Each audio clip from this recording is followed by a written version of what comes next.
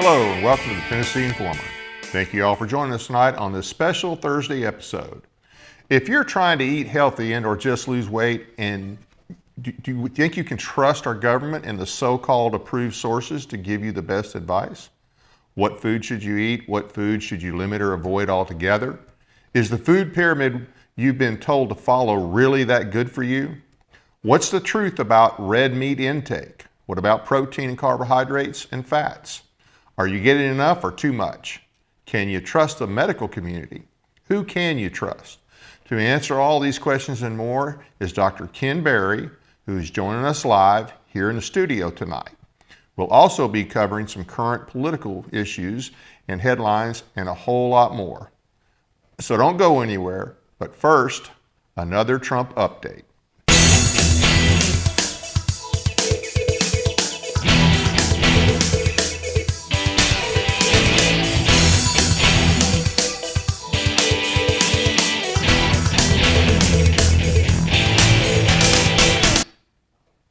Apparently, President Trump has decided that if you don't buy the whole Epstein list was a hoax idea created by the Dems, then you are Epstein obsessed and are being manipulated by the left. Oh, and now he doesn't even want your support. What is going on? Who is he protecting? And let me just say, I don't think he's hiding anything personally, and I don't think he's hiding anything for his family, but something is going on. And he now calls it a hoax. It's just kind of out of the blue that all of a sudden this is a hoax. Well, so when did he find out it was a hoax? And why hasn't he shown us proof that's a hoax? I mean, I understand that Comey was involved with this, and I understand his Comey's daughter, who's a prosecutor, was involved with the Epstein thing, and I know that there's, I'm sure, still corrupt people in the FBI, and he's only been in charge for 7 months now. But so when did they find out it was a hoax? I mean, it's believable that it could be that things that have been added to, things may have been added to the files.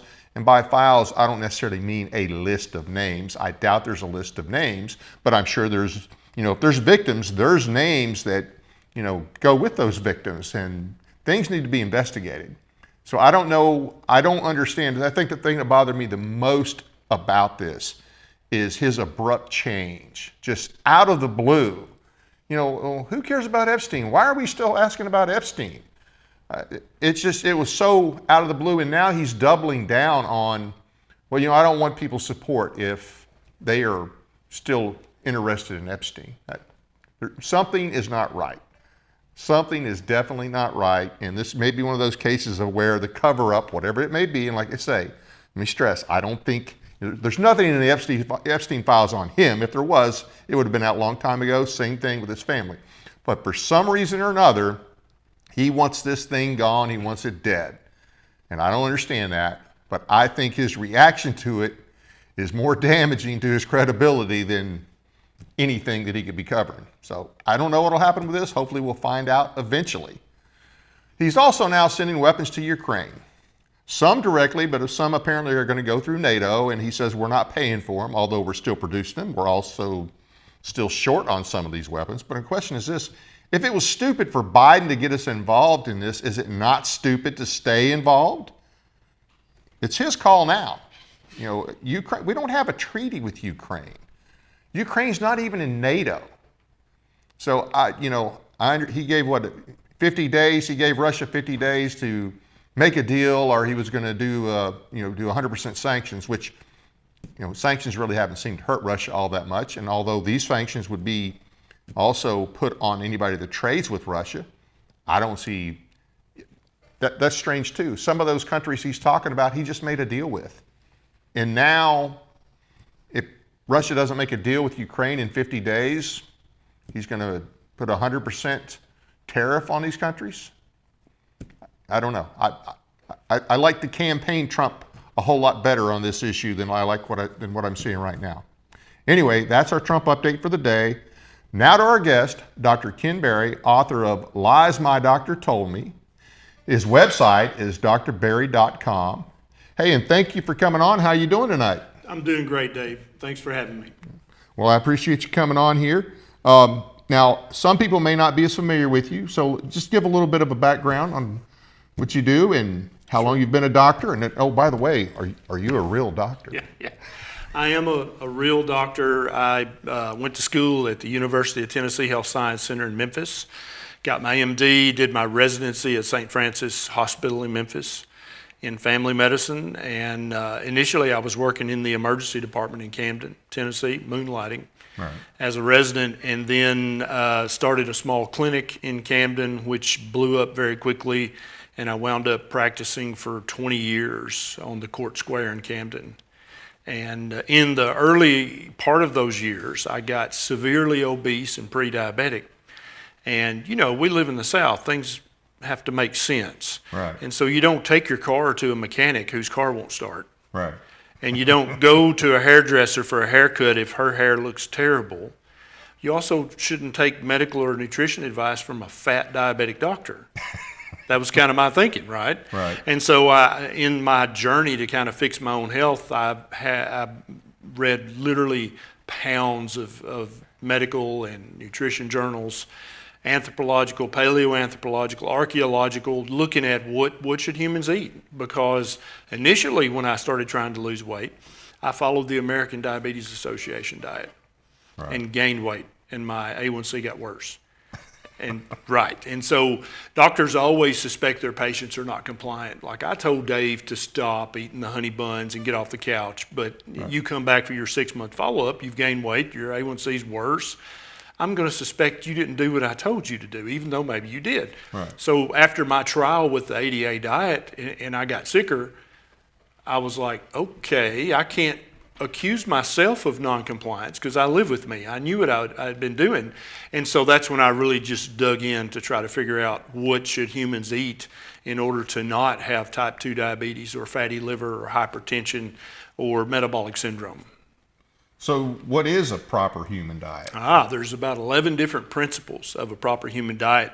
But just in a nutshell, a proper human diet is made up of, first of all, real whole food. Now, we need to stop right there, and we need to talk about what is the definition of food. It seems elementary. Most people are like, well, food, it's food. But what is food? Food should be nourishing, right? It shouldn't be inflammatory. It shouldn't cause or worsen disease. It shouldn't contain chemicals. It shouldn't be made in a factory. It should not be processed to the extent that bacteria or mice won't even eat it if it sits on a supermarket shelf for 6 months. Right. That's not food. And so I think a lot of people just assume if it's at the supermarket, it's food. Right. And I think that's a false, misleading assumption, and that gets a lot of people in trouble because what's happening is people are they're just trusting the supermarket, they're trusting Kellogg's, they're trusting the government to protect them. And I think that after 2020, we all pretty much understand that you can't blindly trust the experts on anything, really. Right. And it's not to say we shouldn't have experts. We should. It's not to say that we should never listen to them. We should. But to blindly trust them, I think those days are over. I think the little dog pulled back the curtain and everybody saw the little man operating the levers and said, oh, okay, so a whole lot of this is theater, isn't it? Right. So just like we all now know that it's mostly theater in politics, I want people to understand it's like that in every industry. It's like that in medicine. It's like that in nutrition. It's like that in health. Well, you're going to make some doctors mad, aren't you? It won't be the first time, okay? So a proper human diet is nutrient dense. It is uninflammatory. It doesn't cause inflammation. It makes inflammation better. It is ancestrally appropriate. And the analogy I use for this that most people, common sense people in the South will understand immediately. If I ask you, what should cows eat? You're like, grass. Right. Duh, right? Why? Why should cows eat grass and not some kind of Purina kibble made in a factory? Because they've been eating grass their entire existence on this planet. It is a species-specific diet for them. It is ancestrally appropriate because every single ancestor ate that. Right? So if tomorrow on CNN some veterinarian came and said, hey, do not feed your cows grass anymore. We found out that it causes colon cancer and increases the risk of heart attack. You'd be like, Okay. And also that guy's got this new cow chow to sell Cow you. chow. Yeah. And so you're going to have to feed your cows cow chow and keep them out of the pasture because the grass has now been discovered to cause disease. And it's contributing to global warming. 100%. Yeah. And so when it comes to humans, a lot of doctors, because they don't study anthropology, right? I was an animal biologist before I went to medical school. So I know the difference between a man and a woman. But I also But I also know that every species of animal has a specific diet that if they eat that diet, they'll have optimal health. They'll just naturally be healthy. Right. But if to the extent with which you vary or stray from that diet, they'll get sick. Just like when you put cows in a confinement feeding operation and you feed them all of the junk. They feed them leftover Skittles. They feed them just ground up.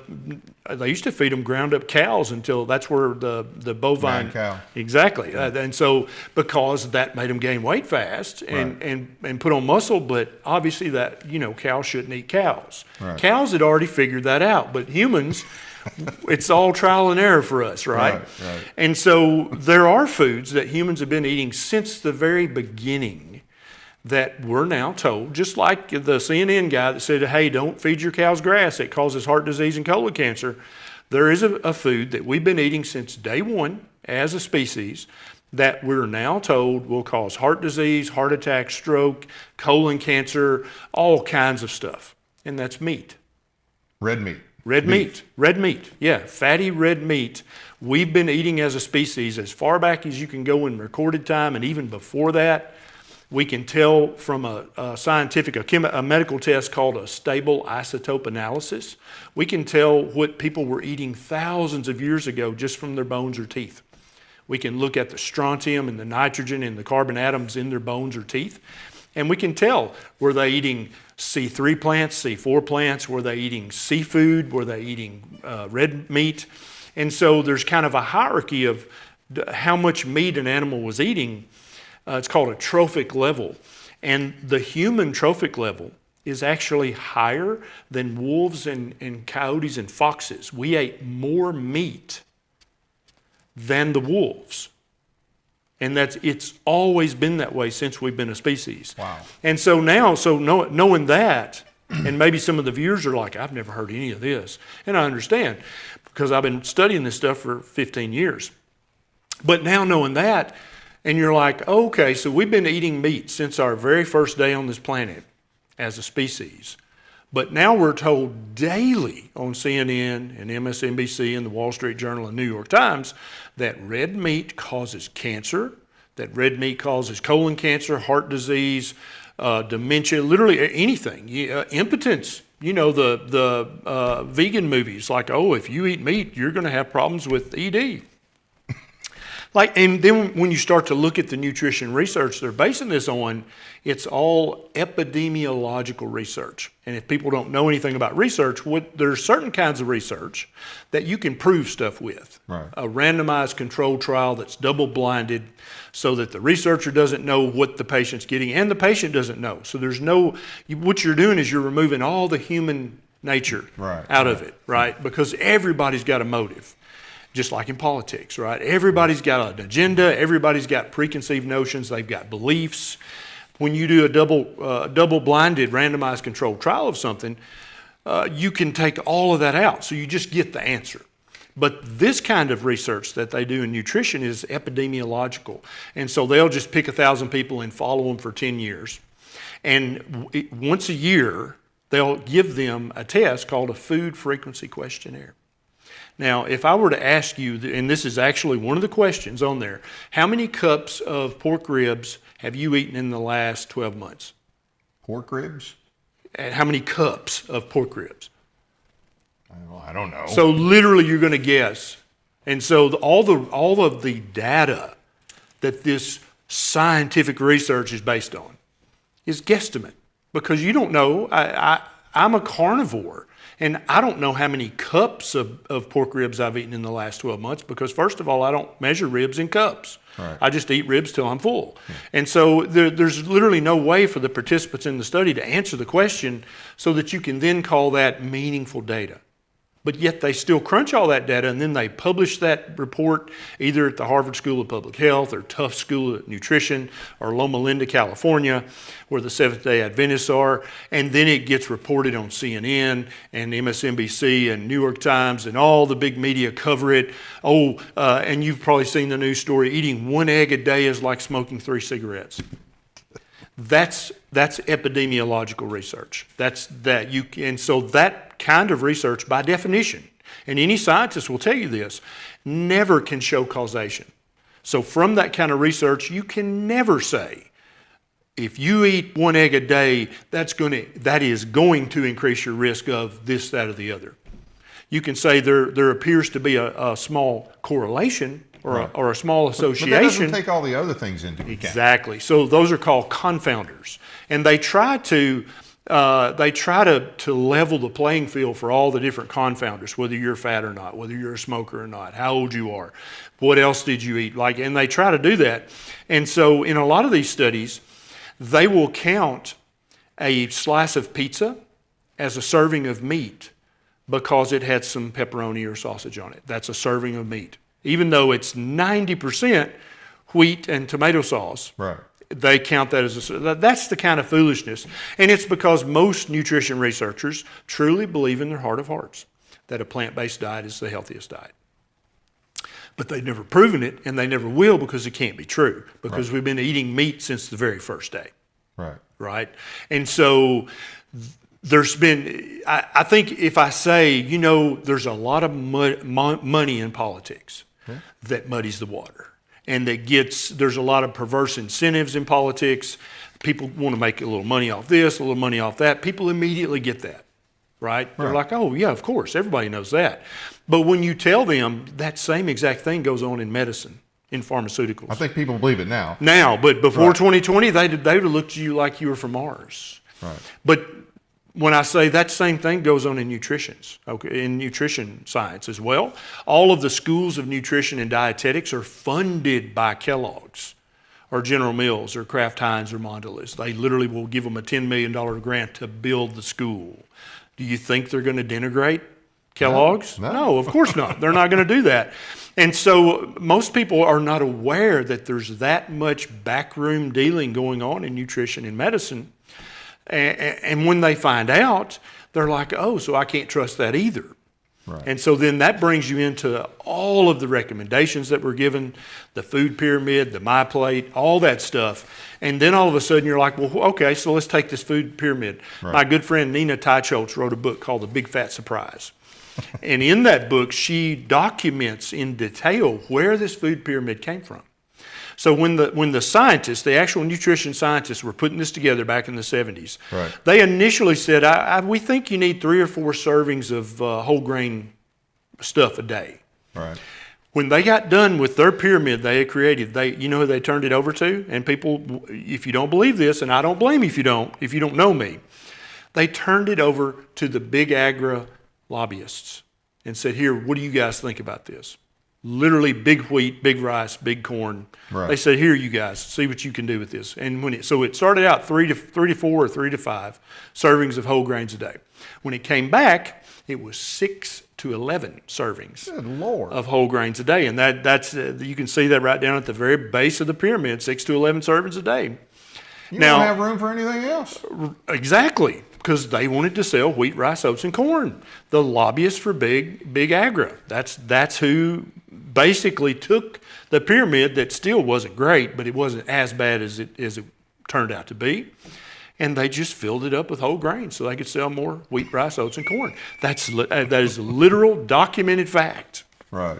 And so if you're eating 6 to 11 servings of whole grains a day, like you said earlier, you don't have much room left for anything else. So if they had given that to Anheuser-Busch, how many servings of beer a day would they recommend? Exactly right, because that's also made from whole grains. Right. Yeah.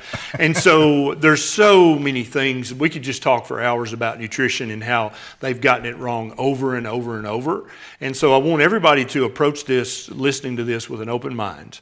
But then I also want you to be ready to get out the Google machine or the Chat GPT and start asking it questions. And I want you to document, I want you to verify what I say tonight. I don't want you to blindly believe me either.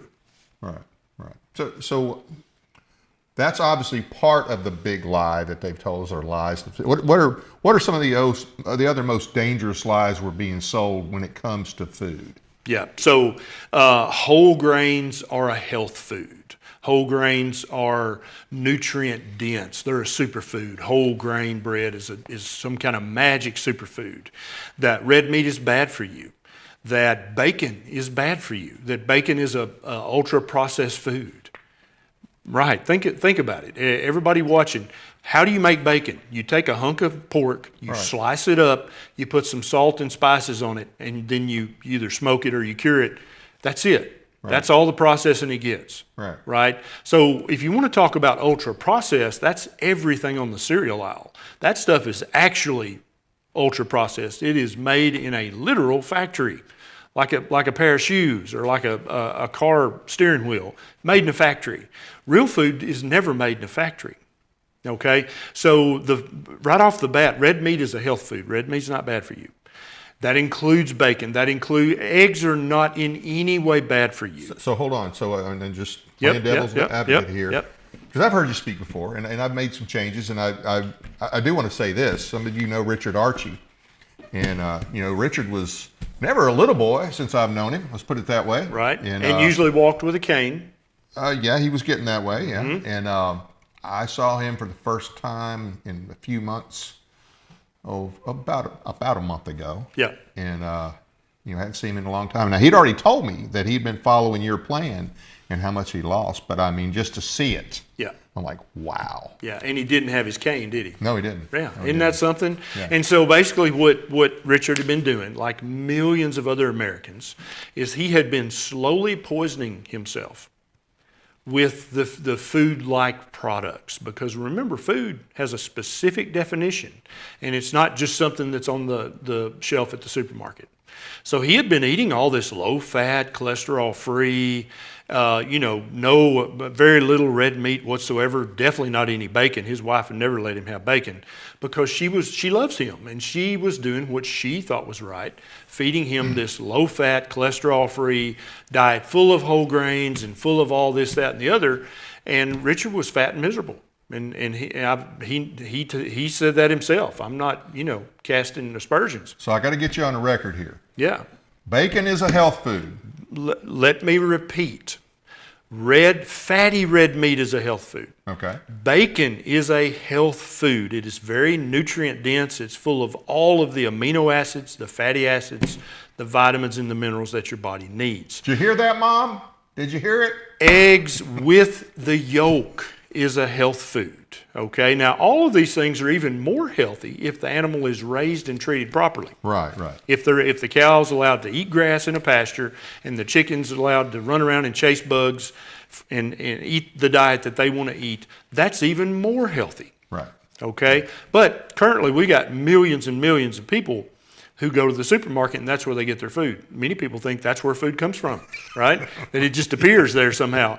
And so those people, not everybody's going to be able to get grass-fed, grass-finished, pastured eggs and beef right now and pork.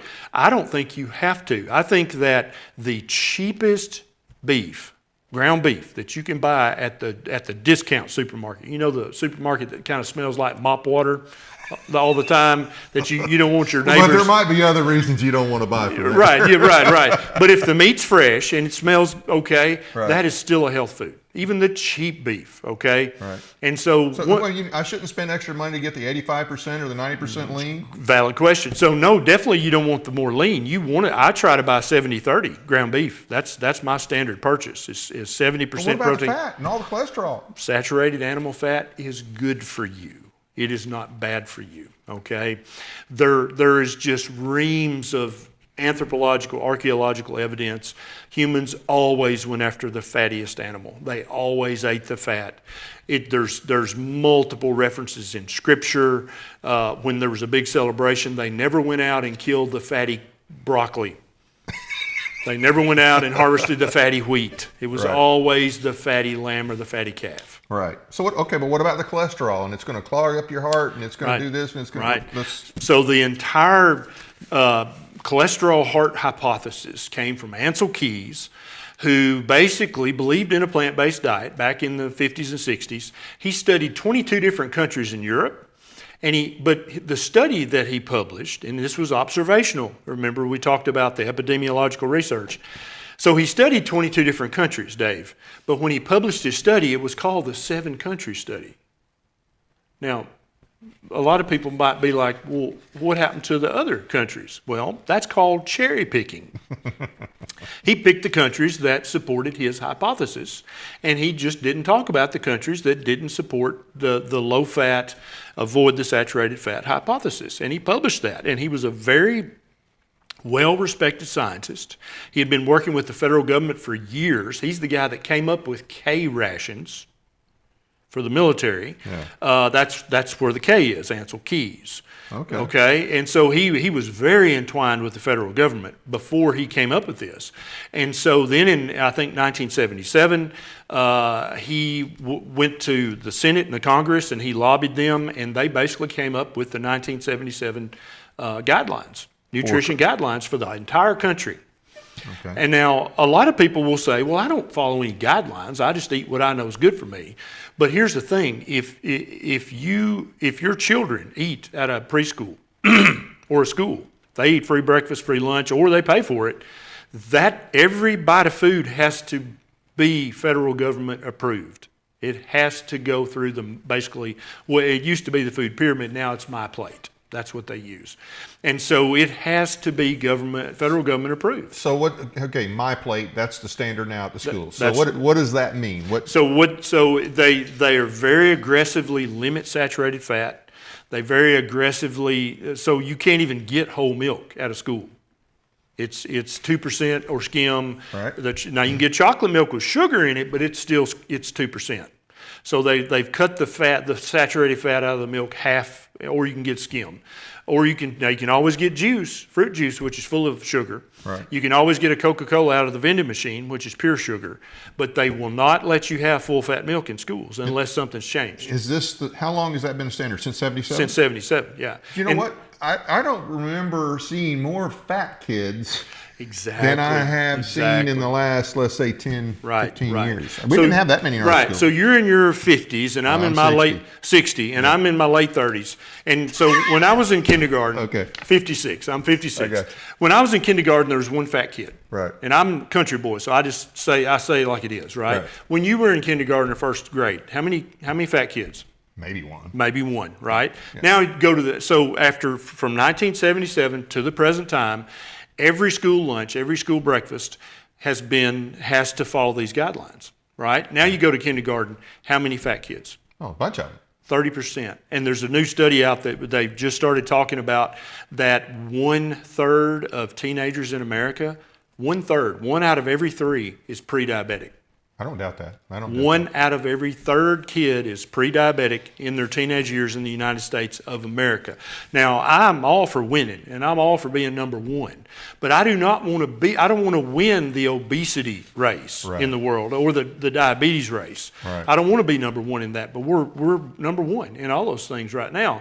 And so let me talk just a little bit more about who suffers because of the federal guidelines for food. Every hospital patient. If any institution takes $1 of federal funds, they have to feed whoever's in there by the federal guidelines. So every hospital patient, every nursing home patient, every soldier in active duty has to eat according to the guidelines. Right. Now, when my granddaddy was in the Army, he said you could just stack your food up. He said you had to eat square, though. You couldn't but he said you could eat whatever you wanted. Right. But it stopped being that way. Now I've got guys who are friends of mine in active duty now, and they're like, dude, the food's awful. It's terrible. and there's not enough protein. I'm trying to work out and build muscles and be a warrior, be a soldier, and there's not enough protein and there's no fat whatsoever. So I have to basically run on sugar. Well, I can tell you this, and my time frame in the Army was from the early 80s until mid-2000, 2007. And the food, it did get better over time, but there was never enough. They give you a little bitty piece of meat, and I mean, they give you a little more rice and some gravy, but I mean, I was always hungry. Sure. I was always hungry. Absolutely. And so the problem with the federal overreach, because that's what I think it is. I think the federal government has no business doing things like that. Right. I think it's unconstitutional, but they've been doing it since the 70s. So you're going to have trouble changing their mind that that's not their place anymore. Right. But every single American at some point in their life has been affected by these guidelines. And this is something that RFK Jr. has said that he's going to work on. I've got several friends who are working on that with him at the federal level, and they're going to be coming out with new dietary guidelines later this year, that hopefully are going to stop demonizing saturated fat, animal fat, cholesterol, because these things have been thoroughly disproven. So I told you about Ansel Keys, and people can look into him. But so what happened is they kept trying to verify his theory. They kept trying to prove it, and they kept failing. But they also kept promoting it and recommending it because it was already in the federal guidelines. So what are you going to do? Yeah. Because if you start talking against that as a researcher, guess what you're not going to get from the federal government? Any grant money. Yeah. You're not going to get any grant money. Pick a topic that applies. Pick a topic exactly that applies. Right. Exactly right. Yeah. And that kind of federal overreach has ruined so many things in America, but it's also ruined our nutrition as well. So cholesterol. Now, I do know this. For a long time, it was like, okay, you just got to lower. They were just looking at lowering your overall cholesterol. That's right. Well, then they finally figured out, well, there's good cholesterol and bad cholesterol. Right. And see, what was it? Your good cholesterol is more hereditary. There's not a whole lot you can do to improve that number. You can do some, but not a whole lot. Right. But the bad cholesterol, that's what you have to focus on. And oh, by the way, if you don't control that bad cholesterol, that's what clogs up your arteries. That's what's going to, a little chunk of plaque is going to break loose. And, that's what's going to give you a heart attack. That is what they said. And that is what some uneducated doctors still say to this day. But I'm going to tell you something that a lot of people haven't heard. LDL is the bad cholesterol, and HDL is the good cholesterol. Both of those you can move and manipulate based on your diet. HDL is a little more hereditary, but you still, if you fix your diet properly, you can raise your HDL up to very healthy levels. But I'm here to tell you there's no such thing as bad cholesterol. HDL is good cholesterol. LDL is also good cholesterol. Okay, your body uses LDL cholesterol for hundreds of different things. Your brain is built of fat and cholesterol. Okay, every nerve in your body is coated like an electrical cord. The insulator is wrapped in a myelin sheath that is made of pure fat. Okay, every cell membrane in your body, trillions of cells, the membrane around each and every cell is made of cholesterol. Every cell in your body, the little outer container is made of cholesterol. So we're made of fat and cholesterol. And we've been eating meat since day one on this planet, but now those things are very bad for you.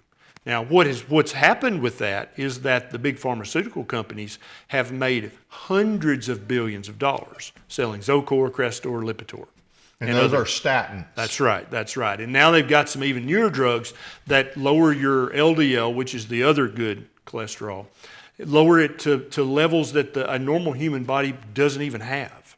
Such as? Such as down in the 30s or 40s, okay? And that's not even physiologically appropriate. Now, when they first started measuring total cholesterol, because used to that's what the doctor would yell at you about. Right. As long as your total cholesterol was under 300, that was normal. That was fine. Then all of a sudden they lowered it to 250. Based on what? Good question, Dave. I'm still looking for that because I can't find any research that shows definitively that matters at all. Now, keep in mind that just like when Congress is in session, there's actually way more lobbyists in D.C. than there are congressmen, right? When a medical, like the American Academy of whatever kind of medical branch we're talking about, when they meet, the pharmaceutical companies they don't call them lobbyists, they call them drug representatives. But they're there out in force just like when DC's in session. Does that make sense? And they are lobbying aggressively for these drugs. And so the pharmaceutical companies actually can set the guidelines. And that's exactly what happened to the total cholesterol guidelines. Started out 300. The Zocor, they were like, hey man, if you lower that to 250, people will be a lot healthier. And what they actually meant was we'll make a lot more money. Yeah, they meant we'll be a lot wealthier. That's right. Yeah. That's right. Okay. Then later they lowered it needs to be under 199.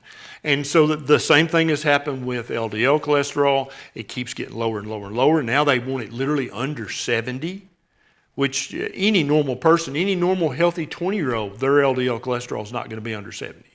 So how are you going to take somebody who's 50, 60, 70, 80, who's right on the cusp of starting to develop dementia? Remember I told you your brain's made of fat and cholesterol? Right. Now I'm going to start you on this drug that aggressively lowers your cholesterol, and I'm going to put you on this very, very low-fat diet. What do you think that's going to do to your brain? Yeah, it's going to accelerate the loss. Exactly, exactly. Same thing has happened to blood pressure. Used to, the cutoff for normal for blood pressure was much higher. No, if your blood pressure was 150 over 90, your doctor didn't bat an eye. It's like, yeah, it's fine, it's great. Then it was, it's down, and now if it's above 120, over 80, they're like, oh, you need a prescription. Now, guess who was at the American Heart Association meeting when that was decided? Because the American Academy of Family Physician, which I'm a member of, they don't even go by the AHA guidelines. They basically said this is more towards putting people on drugs than it is to actually saving people's lives. So what is a good blood pressure? If your blood pressure is under 145 on the top number, okay, and under 85 on the bottom number, you're perfectly normal, healthy, and fine. Has anybody, some of the things that you're saying, has anybody ever put out and said, hey, this Ken Berry guy is a crank, and, here's why? Has anybody ever refuted?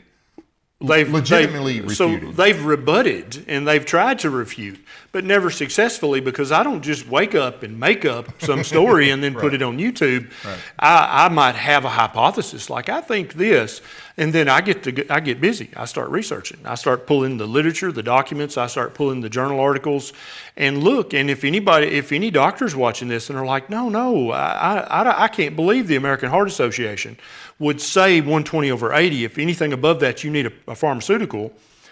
That had to be based on research. No. There was a huge controversy in the medical sphere of doctors just going, where did that come from? And there was no answer. They're like, well, it's a consensus agreement. Oh, consensus. That's right. Expert, kind of like climate change consensus. Expert consensus. That's exactly right. That's where it came from. That's where the majority of the cholesterol guidelines come from, is they'll have a little bit of research that might show a possible benefit, right, but then 12 gray-haired men in long white coats get in a room and they take a vote. Now, that doesn't sound very scientific, does it? But that's literally how it's done every single day. So does cholesterol have any role in a heart attack?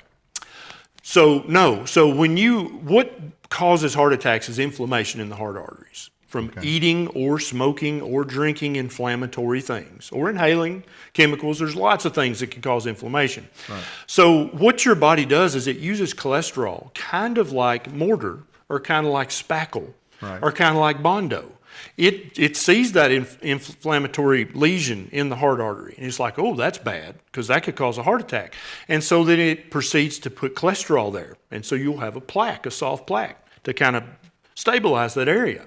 And then eventually that plaque calcifies with calcium, and then it's very stable. It's never going to go anywhere after that. So it's basically like Bondo in your heart arteries. Literally, what they did is they would autopsy people, and they would chop up their little heart arteries, and they go, "Ooh, look, there's cholesterol in the heart artery wall. Cholesterol must have caused this heart attack." That's like showing up and your neighbor's house is on fire. Right. and the yard is full of firemen putting it out, and then you proceed to get on Facebook and make a post saying the firemen caused the fire at my neighbor's house because they were all in the yard. So cholesterol hardening and breaking off, and is that? So it doesn't do any of that unless there's ongoing inflammation Okay. from what you're eating or drinking or smoking or somehow being exposed to. So that breaking off doesn't happen unless you're doing something to cause the inflammation. That's exactly right. Okay. Exactly right. So now what about, all right, let's talk a little bit about diabetes. Yes. The AC1 and Yes. all the things. Well, don't eat that, you got to eat this. Right. So the American Diabetes Association will tell people, there's a PDF handout, doctors print it out from the ADA, and they hand it to you. Oh, you've got type 2 diabetes, Dave. Here, eat like this.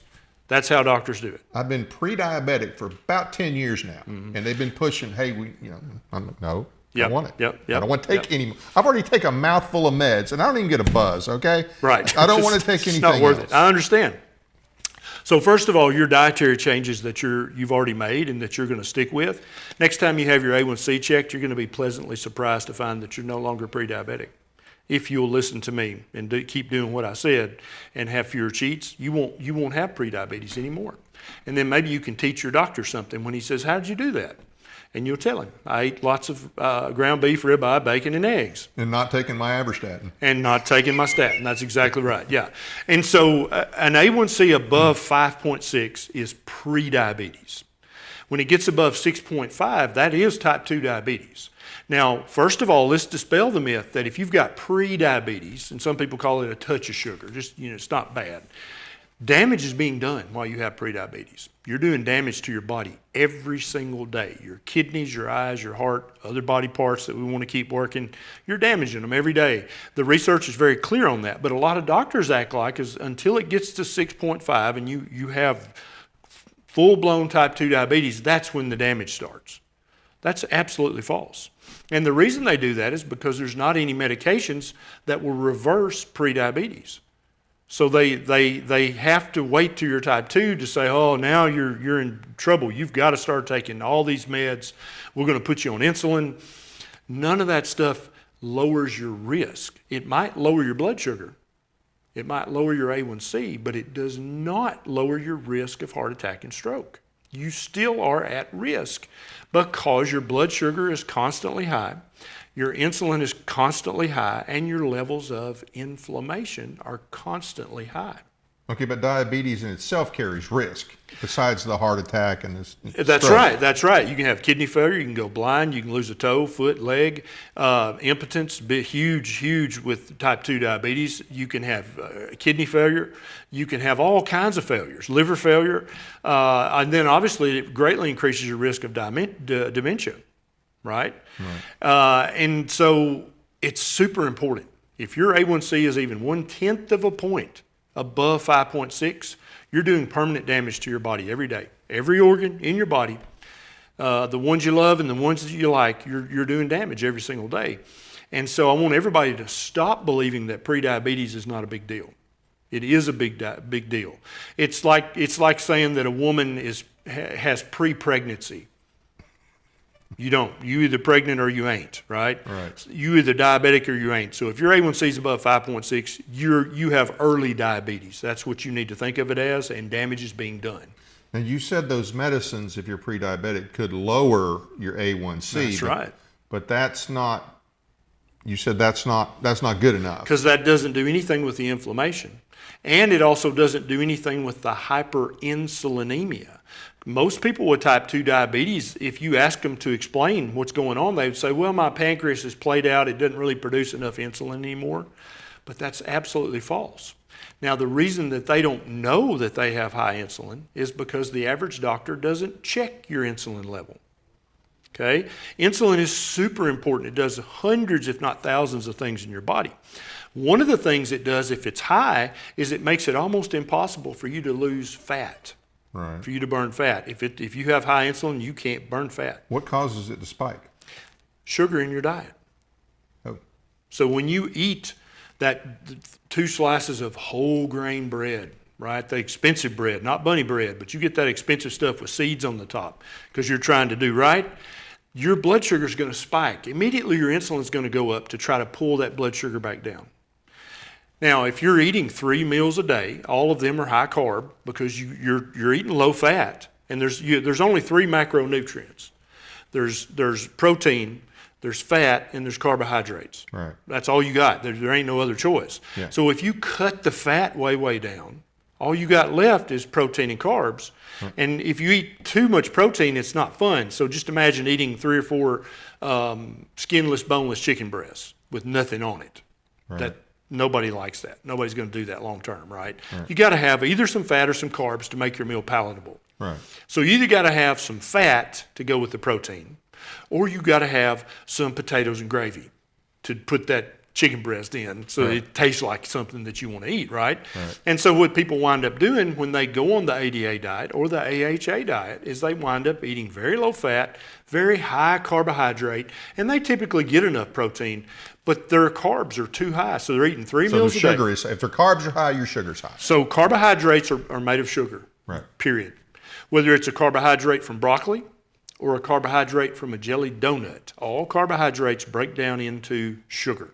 Now some, like a jelly donut, is just sugar and starches. It's going to really spike that blood sugar. If you eat a big plate of broccoli, it has carbohydrates, but they're tempered by the fiber, right? So you are going to have a blood sugar elevation, but it's not going to be as high, not going to be as fast. But when so the average person is having to eat 3 meals a day with snacks in between because carbohydrates don't give you sustained energy. They don't keep you full for a long time. And everybody's had the experience of going to the Chinese buffet and eating so many plates of food and feeling like your tummy's going to pop. Yeah, for 20 minutes. 1 hour later, you're looking for a snack because all the carbs are gone. You already burned them up, right? But when you eat a meal that's full of fat and protein, that tells you that you're full so you don't overeat. And then it also keeps you full for hours, okay? And what our buddy Richard Archie's already discovered, and what you'll discover when you keep cutting the carbs is, you don't have to eat 3 times a day with snacks in between because you stay full for hours after you eat. In fact, most people, when they adopt a proper human diet, after a month or 2 of it, they start just skipping breakfast because when they wake up, they just have a cup of coffee and they're not even hungry. I couldn't do that. I got to have breakfast. And then and other people will have their breakfast and lunch, and then they're just not hungry in the evening. They don't eat. So what's a proper diet? So a proper human diet is nutrient-dense, ancestrally appropriate, uninflammatory. It does not cause disease. It is full of fatty acids, amino acids, vitamins, and minerals, all of which are essential. You got to have those or you'll die. Right? Okay. So a proper human diet breakfast would be bacon and eggs or steak and eggs. Right? Now, if you wanted to add some berries, add a few nuts, add a little bit of vegetable, that's totally fine. What's not a proper human diet for breakfast? Pancakes, bread, syrup, Cheerios, any cereal. So there. You remember I said there's a definition for food. Right. Nothing on the cereal aisle, from the 50-cent box of just utter junk to that, what is it, $7 or $8 a box for that little bitty box that's got pumpkin seeds and other stuff. None of that's food. None of that meets the definition of actual nutrient-dense, nourishing, uninflammatory food. Because every box on that aisle either has wheat, rice, oats, or corn in it, all of which are commodities, all of which are doused in glyphosate at some point during either the growth process or the harvest process. And there's been multiple studies that shows that every bowl of cereal that you put on your child's table has a measurable level of glyphosate or Roundup in it. Okay, so all right, Roundup. So glyphosate / Roundup, 100%, same thing. Yep. All right, so what does that do to you? I know it's not good, but what does it do to you? There's no way it can't increase your risk of cancer, okay? But it also, initially glyphosate was being studied as possibly being used as an antibiotic because it kills bacteria. Now, everybody at this point has heard of the gut microbiome, right? Yeah. So when you eat that bowl of whether it's wheat or rice or oats or corn, it's going to have a measurable level of glyphosate in it. That's going to kill some of your gut bacteria, some of your healthy, good microbiome bacteria. It's going to kill them. And so when you're having that bowl of every day, so if you had a bowl a month, it wouldn't be any big deal. right? It's all about exposure. Right. The dose makes the poison. But how many kids do we know that they literally have cereal for breakfast, and as soon as they get home, they have more cereal? I mean, literally, they have detectable levels of glyphosate in their bloodstream. Right. Because they're eating so much glyphosate. And it's not because their parents don't care, it's because their parents don't know. And that would actually be a good job for a state or federal government, wouldn't it? Yeah. To be monitoring stuff like that and saying, hey, it's fine for your kids to have an occasional bowl of cereal, but we've got some research here that shows that if your kid's eating 2 or 3 or 4 bowls of cereal multiple times a day, they're going to be getting a dangerous level of glyphosate. Right. Not to mention how much sugar. Because breakfast cereal it's all full of sugar. Is sugar. Yeah. But then also, if it's wheat, rice, oats, or corn, doesn't matter, that's full of starch. Now, most people learned in high school biology or health, what does starch break down into? Sugar. So if you have Frosted Flakes, you're having a bowl of sugar with some sugar added to it. Right. That's literally what that is. All right, what about if you had oatmeal that didn't have glyphosate on it? There is no such thing unless you grew the oats yourself. Okay. But just oatmeal as it's, is it okay? So let's think about it. Oats are a grain. They are a grass seed. That's how they're, right? So they are full of starch. Okay. And so the instant oatmeal, everybody knows that's junk. It's full of sugar. But then a lot of people be like, yeah, but that Quaker oatmeal, that steel cut that you got to cook for 3 days, that stuff's good for you. I know it's got to be good for you. Right. No, it has literally as much starch as the instant oatmeal. Now, it doesn't have any added sugar, so it's less bad. Right. But in no way is that a health food. In no way is that nutrient dense. Okay, but you can't eat just meat. Why not? I've been doing it for over 8 years. You don't eat anything else? Every now and then I'll grab one of my wife's Brussels sprouts or something, because she eats a very meat-heavy diet, but she still has some vegetables and stuff. We have a little vegetable garden on the farm. She has some tomatoes and peppers and stuff, but the majority of her food intake is meat and eggs as well. But I'm the type of guy that fattens very easily. The reason I started all this is because I got up to 297 pounds. Right. And I'm 6'3", so I like to think I carried it well, but I probably did not. I probably just looked like a big old fat doctor. This is the carnivore diet that you're talking about. Yes. And so a proper human diet is not just the carnivore diet. Right. It's a spectrum. Anywhere from a low carbohydrate diet, which is under 100 total grams a day of carbohydrate, that's a low carb diet. Right. Then when you get down to about somewhere between 20 and 50 grams of total carbohydrate, that's a ketogenic diet. That's keto. Right. Okay. Now, I always have to say this because keto got very popular, and so there's all these keto products at the supermarket, right? So the definition of keto is half your plate, if this is my plate, half your plate covered with fatty meat and eggs with the yolk, half your plate covered with low-carb vegetables, a few nuts, a few berries. That's keto. There ain't no such thing as keto bread. That's marketing. There ain't no such thing as keto cake. Duncan Hines would love for you to believe that their keto cake boxes, that's keto, but it's not keto. There's no such thing as keto pancakes, keto syrup. All that stuff is marketing BS. Right. Keto is meat and veg, just like your great-grandmother used to cook for you. Meat and veg, that's keto. But even Grandma made other things besides. She did. Now, and so why was there always bread? Why was there always stuffing? Why? Because most of us came from poor Southern families. And in order to make the meat stretch, right? You don't have broccoli helper that you can buy at the store. You have hamburger helper because hamburger was the most expensive thing on the table. You have tuna helper because the fish is the most expensive thing on the table. Poor people sometimes can't afford to just feed everybody a bunch of hamburgers, so they use hamburger helper and they mix in the poverty food that's made of wheat so that it goes further. Your belly's full, you feel like you ate a full meal, but you got robbed of nutrition. Because wheat, rice, oats, and corn are poverty foods. Also, they're commodities, okay? Anything that the federal government subsidizes, back to the federal government again, they don't subsidize broccoli, right? They don't subsidize real food. They subsidize wheat, rice, oats, corn, and sugar. And up until recently, they were subsidizing tobacco. Oh yeah, and everybody knows that's not good for you, right?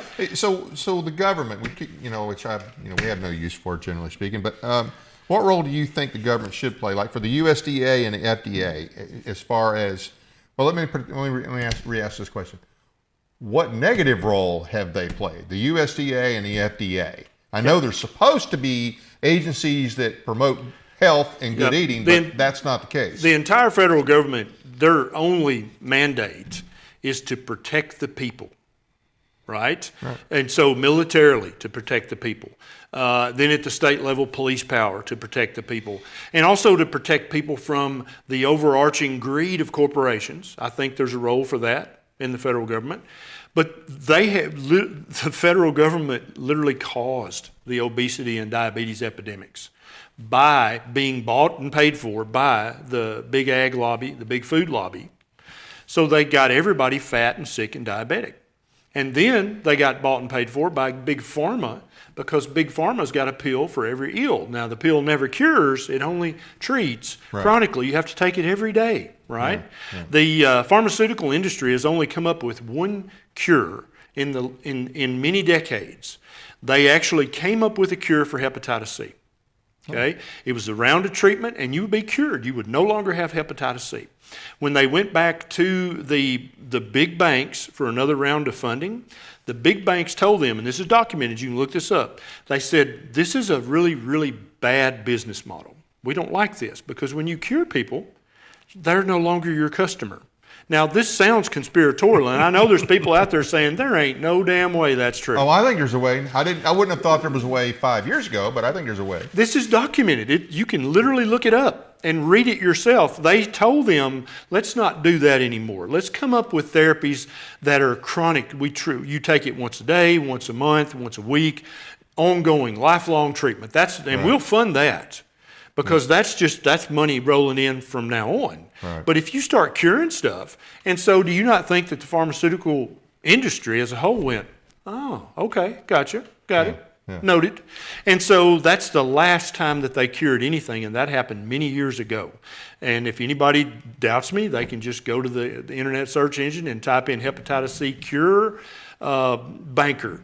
And you'll find it, and it won't be on a blog. This is documented in meaningful journalism. So how were they able to demonize meat and fat, protein and fat? Yeah. So meat's always kind of gotten a bad rap. There are a lot of religious overtones. There are a lot of religions that really demonize meat, right? Christianity's never been really that way, but a lot of the other big religions, certain meats are forbidden, or in some cases, all meat is forbidden, right? And so you've got that. So carnivore, the prefix is carn, like carnal knowledge, like the root prefix is basically sounds sinful, right? And then you got some religions speaking out against it. You have lots of people who have kind of an immature morality. Who, it hurts their heart if you kill an animal or eat an animal. It just hurts. I'm talking about more on the health side. We're getting to that. So you've got kind of this religious negativity about eating meat. And then you've got a lot. So then a lot of those people went into nutrition research. Right. Loma Linda, California, the Seventh-day Adventists, they basically run most of the nutrition industry, and they own many of the nutrition journals. And they're avowedly anti-meat. Wow. Okay, so they've got tentacles in everything that has anything to do with nutrition. And this is another great untold story that's been told by a few friends of mine in books they've written and in blog posts and other stuff. And so then, if you've got enough lobbyists, big food, then you're going to be able to make the federal government basically do whatever you want to within certain limits. Right. And so now you've got this religious overtone that meat may be sinful, maybe bad, maybe too enjoyable. And then you've got all these other people saying, oh, it's just terrible to kill an animal. And then you've got all these big food companies. Because here's the thing, if I I have sheep on my farm. I raise that sheep, I feed them grass and weeds and nothing else. When I take that sheep to market, I'm going to make a certain amount of profit on that sheep, right? I can never scale that up to where it's a $1 billion corporation. Right. Does that make sense? Right. You can't have a broccoli farm and scale that up to where you're making $1 billion. It's just not doable. You can't do that. What eating real food really does is it encourages local ranchers and local farmers to start raising real food again. And that's why I'm always encouraging people, find a local rancher, find a local lady who sells eggs, find a local farm to buy your produce from. Right. But if you can take wheat, rice, oats, and corn, those commodities, and sugar, also a commodity, and you can make food that's shelf stable, you can have it produced in China, and then it comes over on a cargo ship, and then it sits in a warehouse for 6 months, and then it comes to your supermarket and sits on the shelf for 6 months, and it's still fresh. Yeah. Right? You can make $1 billion on that because you basically get the wheat, rice, oats, and corn for free because they're so heavily subsidized that they're way cheaper than they would be otherwise. You mentioned sugar, and I heard earlier today that I guess Trump was able to convince the food companies to start using pure cane sugar versus corn syrup. Yeah. Is that a big deal or not a big deal? On my Twitter today, I posted a poll. I said, replacing high fructose corn syrup in Coca-Cola with cane sugar.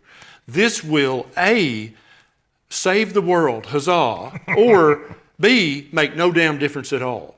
Okay, so I'm going to go with B. B, that's right. Yeah, and about 80% of I had about 3,000 votes when I left to come over here tonight.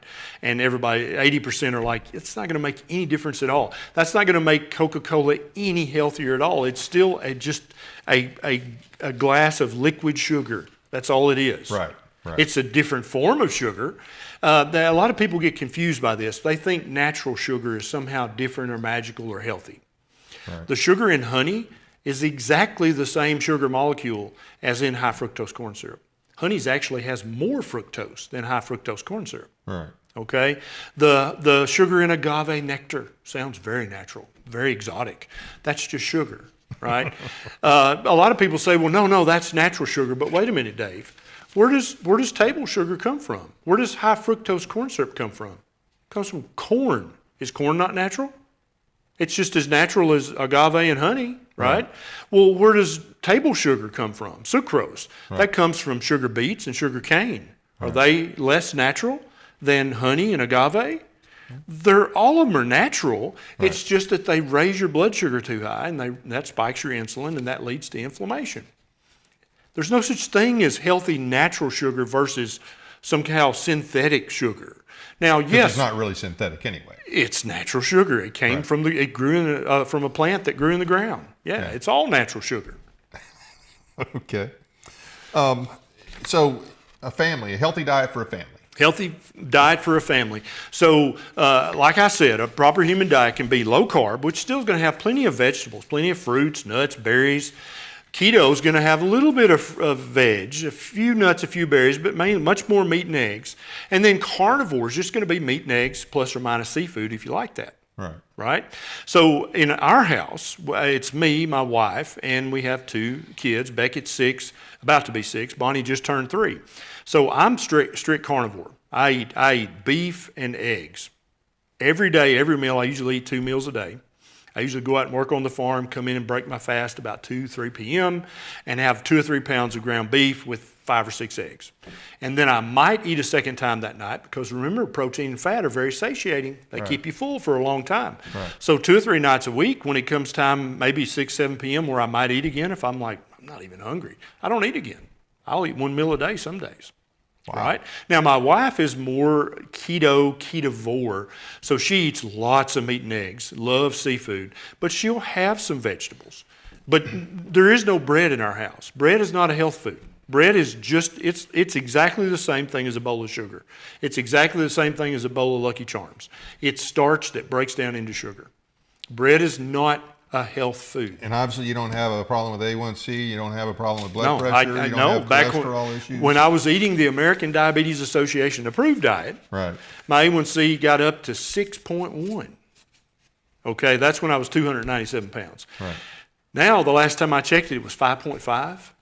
And so the other beautiful thing about the proper human diet is you don't have to portion control. You don't calorie count. You get to do what every other animal on the planet does, Dave. You get to eat until you're full. Okay. Now, to the average human watching, they're like, oh, you should never eat till you're full. right? But think about it. Does the cow in the pasture, does he stop eating when he's like, that's the normal, I don't want to eat too big of a portion of grass. No, every wild animal eats till they're full. And then they go take a nap, or they go play, or they go make love. Only humans are confused about what we should eat, how much we should eat, how often we should eat, how many times should we chew your food. All these questions, and it's like, just eat till you're full if you're actually eating human food. Right. You get to eat till you're full. Cool. I like that. I like, any doctor that tells you to eat bacon and eggs. And eat till you're full. And eat till you're full? Yeah. Hey, yeah. That sounds like a great prescription. But so a lot of people hearing this will go, well, he don't know me, right? Because I can eat. Yeah, so can I, and so can Dave. But when you're eating enough fat and protein, you're at some point when your satiety hormones, they're like, nope, that's it, you're done. Yeah. And you may have already kind of experienced that, where it's like, well, no. Yeah. Typically, I would eat way more food than this, but I'm full. Just eating the meat and eggs, or just the meat, yeah. I can't eat as much if I'm at the Chinese buffet eating all the carbs. Right. Yeah. So, I want to talk a little bit about politics and public health. Yeah, let's do it, because it's all tied together. So we've already kind of talked about this to a degree, the link between the food industry and political influence and health decisions. I think we've actually already kind of answered that. But, you mentioned something before we started that you wanted to talk about. Yes. I think was the pesticides and SNAP. The SNAP benefits. Okay, so let's go ahead and talk about that. So let me first say that out of the 20 members of the dietary recommendation group, kind of the experts that make the decision what goes into the My Plate guidelines, 19 out of 20 had conflicts of interest with big food industry. They were either directly employed by them, or they owned stock in the company, or they had gotten grants from them. 19 out of 20 that's the smart gray-haired people that sit in the room and vote on what we're going to feed the little kids in kindergarten. Right. They all had these perverse incentives, and some of them had like 10 or 12 conflicts. Wow. Okay. Now let's talk about food stamps, SNAP. Yep. So SNAP stands for Supplemental Nutrition Assistance Program. Right. So the second word I would say is the most important. Yeah. Nutrition. So if something's not nutritious, should it be on the SNAP program? Nope. Right? So that's why beer and whiskey are not on the SNAP program. Right. That's why you can't buy cigarettes or bullets, because they're not nutritious. You can't eat them and get nutrition, right? Well, what about candy and Coke? Do they have any nutrition whatsoever? No. But you can buy those with food stamps. Right. Yeah. Now, how is that even possible? Because there's another federal program called WIC, Women, Infants, and Children. You cannot buy Coca-Cola with WIC benefits. You cannot buy candy. Right. You can't buy any junk food whatsoever. Yeah. Now, I don't agree with all the foods you can buy on WIC. Right. Because you can get a lot of bread. Yeah. Right. A lot of oats. And I don't think I think growing children need meat to feed their body and their brain. So if we already got one federal program that says, no, you can't use this federal money. Why would another one be allowed? Yeah, you can't use taxpayer money to buy Coke and candy. But yet they're like, oh, this is cruel and unusual to tell people on food stamps that they can't buy Coke and candy with this taxpayer money. Because let's be honest, that's what it all boils down to. It's not government money. Right. It's taxpayer money. Absolutely. Right? That was taken from... And it's not like our poor in this country are... thin. I mean, we have no shortage of people on food stamps and other programs like that are obese. They're bigger than this table. 30% of kids on SNAP are not just overweight, are obese. Yeah. And I'm not yelling at the parents. A lot of parents are busy. They don't know better. They're in technical school, in college, trying to become something. They're not nutrition experts. They haven't studied this stuff for 15 years. And I think a lot of the parents trust the federal government. Yeah. Please stop doing that. Right. Okay? The federal government is not your friend. They are not here to help. No. They're here to take care of their lobbyist buddies and their big corporate buddies. It didn't used to be that way, but it's sure that way now. And so you've got this young family who loves their babies more than anything in the world, but they're on food stamps. And so their babies are literally growing up on a diet of Coke, candy, cereal, junk, and then maybe for healthy, they'll have a whole grain cake for dessert. because they don't know better. They just trust the supermarket. They're not going to sell my kids poison. And they trust the federal government. The feds wouldn't let me use my food stamps to buy beer, so that probably everything I can buy is okay. It's probably healthy. It's probably good for me. They're trusting the government and they're trusting the corporations, and that's going to lead to a healthcare epidemic, which is, that's where we're at. That's what we got right now. Yeah. Well, and then some of that, I mean, I don't know that it's just, that they trust the government. It's just, I mean, we got a lot of lousy parents out there.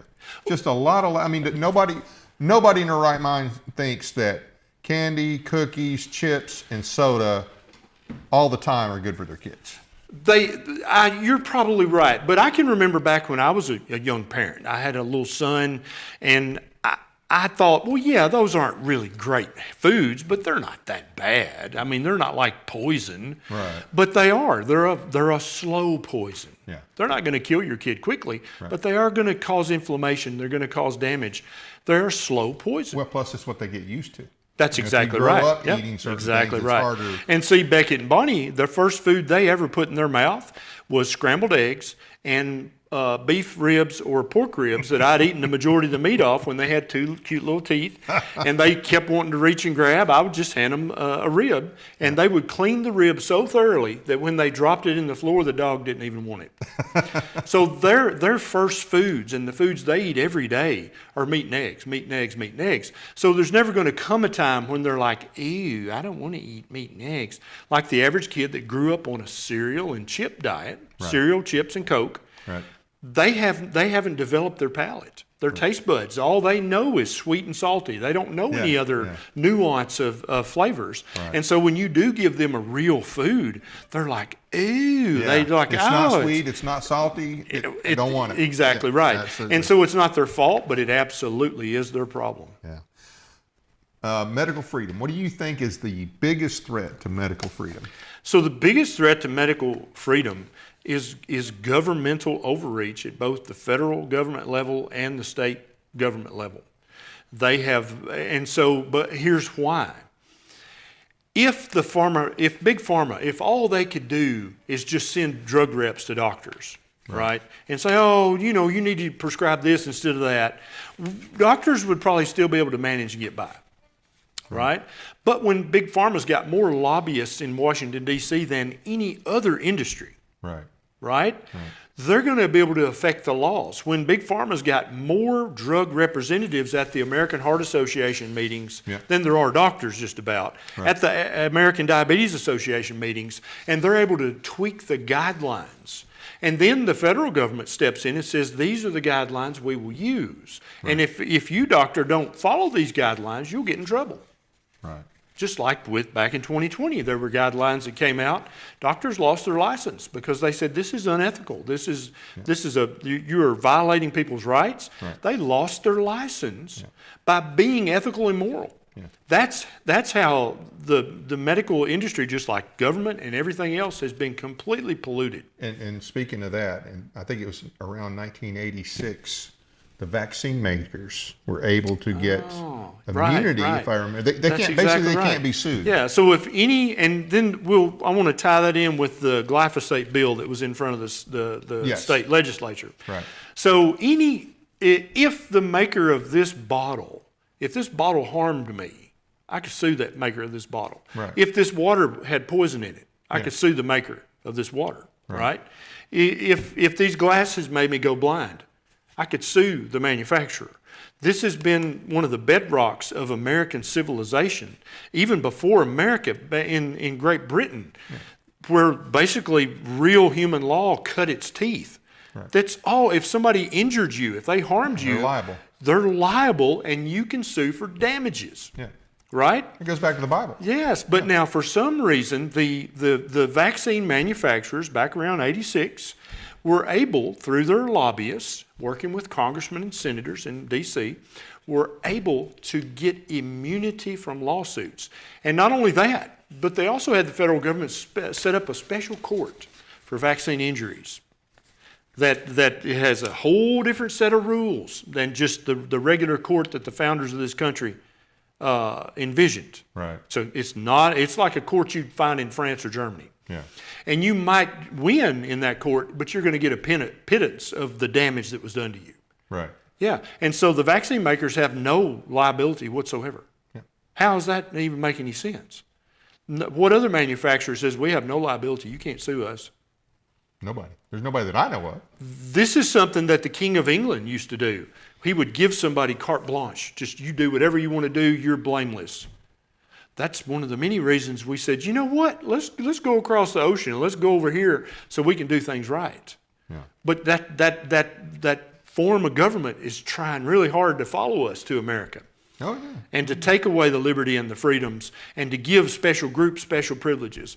That stuff's got to stop. So now here let's come to Tennessee politics. So I've been much more active in local and state politics here in the last 2 years. Yeah. And I have found out that it is every bit as exciting and every bit as filled with perverse incentives and sinners and backroom deals and under-the-table money as the federal government. Yeah, and we have just as many reptiles. It's just the dollar amounts are a little smaller. You just basically take a zero off, and that's the Tennessee budget versus the federal budget. Yeah. So there was a bill that was introduced, sponsored by a local senator, that was going to make it a state law that the makers of glyphosate, Roundup, and about 4,000 other chemicals, if they were used on a farm and you used them according to what it said on the label, the EPA-approved label. Right. Now, we all know we can trust the EPA to get everything no doubt. right. No, I mean, they're right up there with the FDA. Exactly, right. So this state senator said that... Now, who's that state senator again? John Stevens from the 24th District. Oh, yeah, that's our senator. Yes, that's our senator. My senator. Yeah. He sponsored the bill out of nowhere and said, hey, we need to give these glyphosate and these pesticide, herbicide companies immunity because we're in danger of losing all of our farms if we don't do this. Literally, not joking. You can look it up. Yeah. Okay, so this was shot down in the state house. They just massacred it. But it'll be back next year, probably, unless something changes. They're doing this in other states, or attempting this in other states. As a matter of fact, I heard that's earlier exactly today there is a bill in D.C. Yep, absolutely. Trying to do the same this thing. is the big glyphosate and other manufacturers. This is their lobbying. He got a lobby package and said, hey, here, and that bill was written for him. Oh, yeah. There's no ifs, ands, or buts about that. That's how it's done. Yeah. You think really that he wants the farmers in West Tennessee to not be able to sue somebody if they give that poor farmer cancer? He followed the label instructions. He sprayed this crap on his farm for 20, 30 years. Now he's got some kind of rare cancer that nobody has. Yeah. Obviously came from the pesticide, herbicide, fungicide. But now he can't sue anybody because of this new state law that had a chance of getting through. Yeah. If it hadn't been for some good state house members, that might have got through this session. But you can look for that to come back. Oh, yeah, absolutely. Now, there was another bit of legislation that I was very involved in. I was working with a couple of local state reps. We were going to apply, get the bill passed, and apply for a SNAP or a food stamp waiver so that in Tennessee, taxpayer money would not go to pay for Coke and candy. So any soft drinks, any candy, you could not buy that with taxpayer-funded food stamps. As it should be. That passed in the House. But for some reason, the Senate couldn't understand how Coke and candy wasn't nutritious, and so they referred it for summer study. Summer study, yeah. So that got basically bumped a year. So now every kid in Tennessee who's on SNAP benefits, food stamps, for another year they're going to be damaging their body with Coke, candy, cereal, all the junk. Just fill up the cart with junk. On our dime. And the taxpayers are the taxpayers. Let me just tell you the full circle screwing that the taxpayer gets. So first of all, they're paying for the child to eat the junk. Right. Then they're going to pay for the child when the child develops fatty liver as a child or type 2 diabetes as a little child. Right. Now at Vanderbilt, they have a clinic just for type 2 diabetes in children, pediatric. Good Lord. And same in Le Bonheur and Memphis. They have a fatty liver clinic that meets for children now. Used to be unheard of. Used to didn't exist. So we're paying for all that with TennCare. Now the child's an adult, and he's already had his first heart attack at 40 or 50.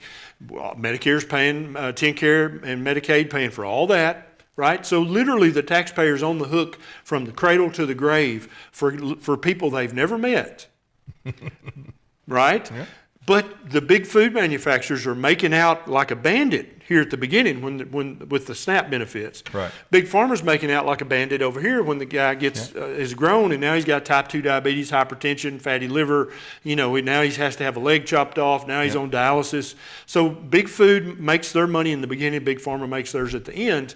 The taxpayer gets screwed from beginning to end, and so does the poor little kid who has to grow up and never have a life of vibrant health, because their parents didn't know better. They were busy.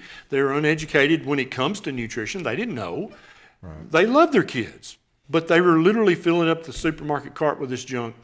And Big Food is saying, thank you very much. Now, later on, Big Pharma is saying, thank you very much. All the congressmen and senators get reelected, and the taxpayer their taxes just keep going up. Does that sound about right? Yeah, it sounds about right. Yeah. Yeah. A quick question. I meant to ask this earlier in reference to heart attacks. Do we have a higher, and I'm sure we're probably having more with younger people, and set aside the whole COVID thing, because I think that's definitely a contributor, but I'm just looking just at the whole cholesterol claim. And so heart attacks, as far as an increase in number of heart attacks across the population from, let's say, the 50s and 60s to 5 years ago. Yeah, your risk of heart attack has went up significantly. If you were a 50-year-old man in 1950 versus you're a 50-year-old man now, your risk of having a heart attack is much, much higher. And kind of lay out why? We're still eating a lot of the same stuff. It can't be high cholesterol because every doctor's got every patient on a statin, right? So it can't be that. Okay. But yet still the rate of heart attack per capita is much higher than it was in 1950. How is that? The rates of obesity dwarf the rates of obesity in 1950. And granted, we were more active. Everybody was more active in those days. I mean, even me and you were close enough to the same age. When we were kids, we were a lot more active. Well, see, you're talking like a country boy. And I agree. I was super active as a kid. But let's think about all the kids that grew up in New York and Chicago and L.A. Right. They're just sitting in the apartment all day. I don't know about that. They might have been running around in the street a little bit, but it's not the activity, because research has been done on that. And we're definitely we're more sedentary than they were in 1950. Right. But there's been so much research that has thoroughly disproved that exercise. So let me just say this, break some more brains. Exercise does not help you lose weight. Exercising more will not help you lose more weight. Now, it's good for you in 100 ways, Dave. It's good for you in 100 ways, but it will not help you lose weight. Wait a minute, don't you have to burn more calories to lose weight? It has nothing to do with calories. And that's what more and more doctors are waking up to. I was very early when I started talking about this in 2017 and got labeled a quack and a kook by a lot of people. But now more and more doctors are like, it's not the calories. It's the total carbohydrate count. And it's really the simple carbohydrates. The easily digestible sugars and starches, that's what makes people fat. It's not how much you eat, it's what you eat. And you can jog on the treadmill all day long, and if you're eating cereal and cake and Coke and Doritos, you're still going to be fat. Okay. Well, and back to Richard, I did ask him that, if he was doing anything. And he said, nope. No. And of course, Richard's a little older. He's got a few issues here and there. He's got a bad back. So, I knew he wasn't out jogging. I knew that. Exactly. To my knowledge, he hasn't done any exercise more than what he's been doing for the last 20 years. Right. And has lost a significant amount of weight, come off several medications. He gave me permission to share that. Yeah. And has basically reversed his metabolic disease. And he feels better, and he's even spunkier and spicier than he used to be. So I think the state reps and state senators really need to watch out. They're in next session. They're in for a rough year. Absolutely. Yeah. So, as far as politics, now I know you, and I know you're pretty conservative, very conservative. Yep. And we talked about that a little bit. But so what are some other issues that get you really fired up? Second Amendment. Nobody has a problem with the First Amendment being offensive or dirty or mean, right? Right. But a lot of people got a problem. The Second Amendment, that meant this, that, or the other. But I think some recent rulings have made it very clear exactly what that meant. And there's no reason that they put that in the Bill of Rights. That is a bill of personal rights. That's what that is for the citizens. Those are citizens' rights. Right? How come just that second one is about militias or something? Come on. What are you talking about? Well, I mean, I think they wanted the individuals to have the weapons so they could have militias to defend against a overreaching federal government. And the Native Americans. Oh, yeah. Because they were everywhere when we first got here, right? And they kind of felt like they owned the place because they kind of did. Right? And so we not only had to defend ourselves from governments, that's why most of them came here, was to get away from an oppressive government or an oppressive religion. And then also you've got these people who feel entitled to this land because, they've been here for thousands of years, so they probably do kind of own it. But we wanted it, and so there you go. Well, but remember, let's not forget now, this tribe stole from this tribe, this 100%. tribe stole from this That's tribe. human nature, Dave. Yeah, absolutely. Everybody steals from everybody. We just stole it last. Everybody enslaves everybody. That's that's human nature. We stole it last, and we did it on a permanent basis. That's right. And so currently it's us with the finders keepers. Right. Exactly right. Yeah. Right. So the Second Amendment stuff, I get really fired up about that. In Tennessee currently, I cannot carry a long gun, a rifle or a shotgun, with the intent to go armed. Right. Now, I would love to go back in time and talk to Thomas Jefferson or George Washington or even Alexander Hamilton. I'd talk to him and say, do you think, should that be illegal? Do you think a single founding father or mother would say, yes, you shouldn't be able to carry a rifle? Well, as far as the long guns go, it was, 1989 before That's they exactly decided, right. hey, you That's can't exactly carry right. you can't carry a shotgun in your vehicle. Now, we can, just to clarify here, you can carry... you can have a weapon in your vehicle now. Or on your property. Okay, or on your property. But you can't carry a shotgun or a rifle out in public. Right. Or a rifle. So some of our like properties on the farm, there's a highway that runs between the pastures. Yeah. So if I've got my 22 out in this pasture and I've crossed the road, I'm technically breaking the law as I cross the right of way. Carrying that rifle. And it's okay where you live. That's right, because I know the sheriff. Right. But what if somebody doesn't know the sheriff? Or what if somebody is known by the sheriff and the sheriff doesn't like them? And he'll arrest them right there and charge them with that. Because there are sheriffs that don't like certain people. That's just human nature again. Back to that human nature, which is what the founders so brilliantly put in a cage, was human nature. Because they know that anybody in power is going to abuse that power. It's human nature. Me and you like to think, if I was in that position, I would never abuse that power. It's human nature. You can't help it. And that was the beauty of the way they crafted the founding documents. And we were supposed to have more division of authority than what we have. You were supposed to have, the states were supposed to be a block on the federal government. That's the way it was designed. We've gotten away from that. We got away from that, about 1865, and it only got worse since then. Exactly right. I totally agree. And also, the U.S. is not a democracy. That's right. We're a republic. That's right. It's the first time, every time I hear this whole democracy thing, just drives me up the wall. So, what are some other things that you're big on in terms of? Obviously, I'm super involved in anything health or nutrition related. I'm all over, fully supporting of regenerative ranching, regenerative farming. Currently in Tennessee, before they just updated the food cottage laws or the food freedom laws, and so now before all you could sell out of your home kitchen was basically jelly.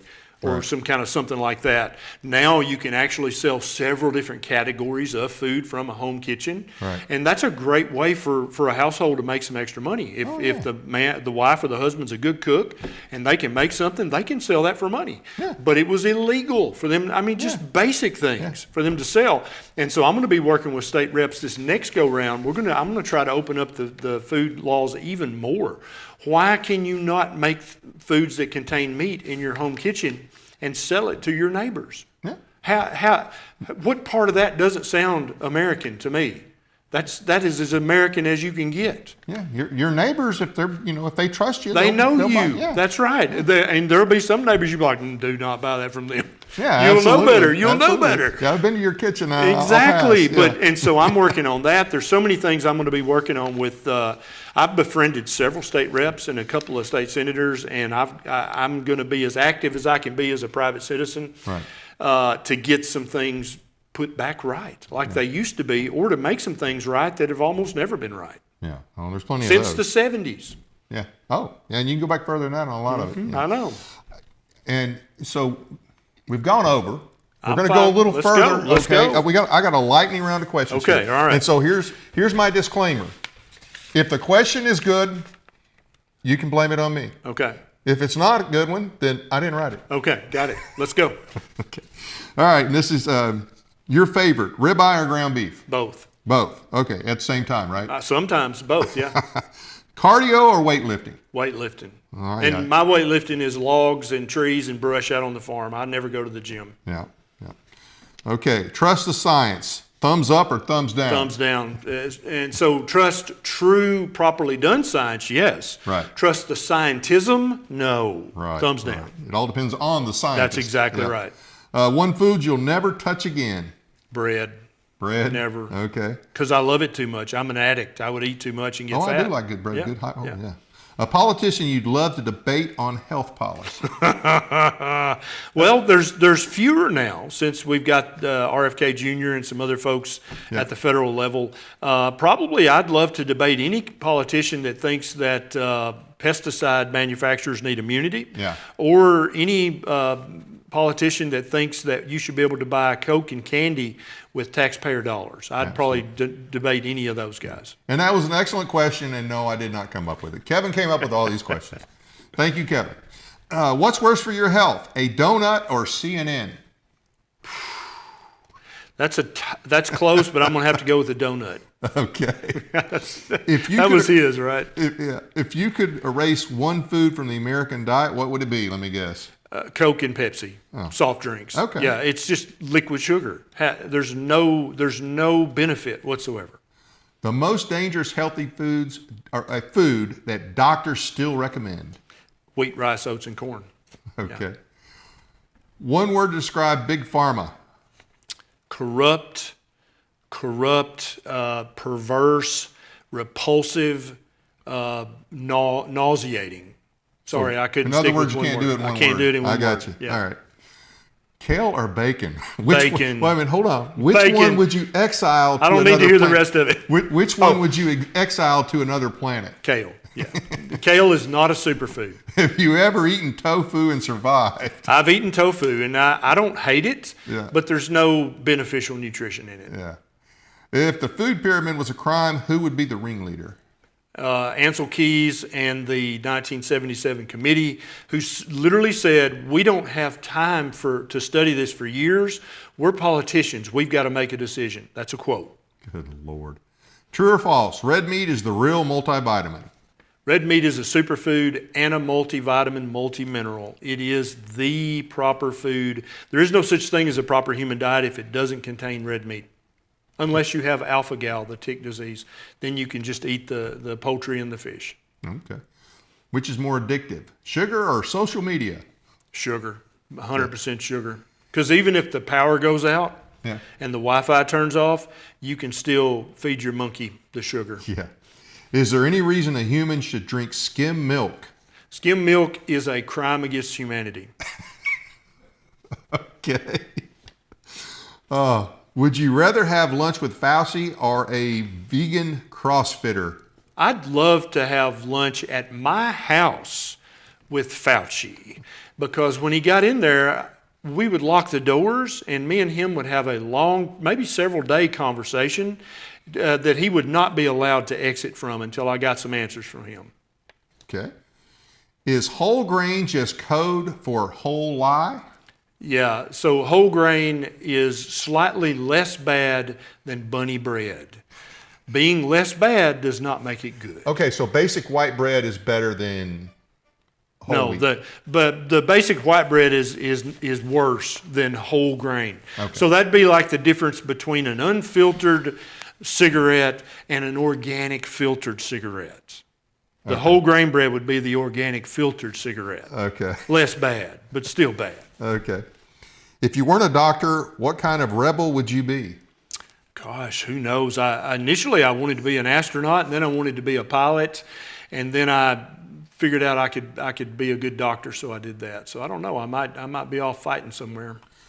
Now this one I'm going to modify a little bit. Okay. The question is, what's the best insult you've ever gotten from a plant-based troll? But I would also add from a so-called medical expert. That I love it when they call me a quack. I love that because there are quacks in existence. There's no doubt about that. But Right. a quack doesn't base what they're talking about on years of research, of nutrition research, anthropology, archaeology, and paleoanthropology. That's not the motive of a quack. They don't do all that work. Right. They just make something up. And also a quack's got something to sell you. And you can watch all 1,500 of my YouTube videos on YouTube for free. Right. Right. Well, let's pull up, if you could, pull up your website there. Kevin, if we can pull his website up and show that to the audience. There's Dr. Ken Berry, Transform Your Health. Yep, drberry.com. And you do like a weekly podcast. I do a Monday night live on YouTube every Monday night. Me and Nisha been doing that for years. And then we have a private community. So if your spouse is not on board with this and you Right. need support, you can join our private community, and we charge a little tiny bit of money for that. Right. But you don't have to join that. You can get all the content on YouTube for free. Right. But if you need that support, we're there for you. And I do 4 hours of live Q&A inside the group extra every single week. So I'm doing anywhere from 5 to 10 hours of live, constantly answering live, unscripted questions Oh, wow. every week. And you've written a couple of books as well. I have. Oh, our website's got audio on it. Oh, okay, great. Yep. So I've written 3 books. The first was Lies My Doctor Told Me, initially self-published, and now it's published by Victory Belt. We just came out with the second edition of Common Sense Labs, and me and my buddy from Nashville, Zane Griggs, wrote Kicking Ass After 50.